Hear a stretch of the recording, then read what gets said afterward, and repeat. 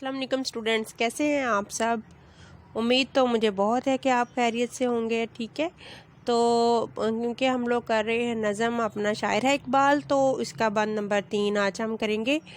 तो वो कुछ इस तरह से है, पढ़ाई करते हैं पहले। अपना शायर है इकबाल, जिसके ज़र्री हैं अक़वाल, कितने मीठे इसके बोल, कितने सच्चे इसके कौल, जिसके नगमे हैं अनमोल। अपना शायर है इकबाल।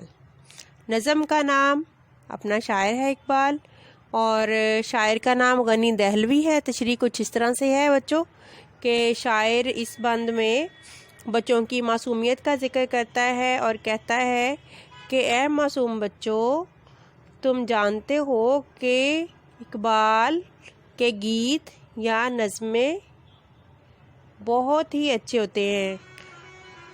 तो कुछ इस तरह से हम कहेंगे कि जब बच्चे इकबाल का गीत या नज़में पढ़ेंगे तो उनके अल्फाज बहुत ही अच्छे होंगे और उनके कानों को अच्छे महसूस होंगे, क्योंकि इकबाल की शायरी तो सच्ची है और वो भी जो भी वो लिखता है वो बहुत ही पुरअसर और कीमती है।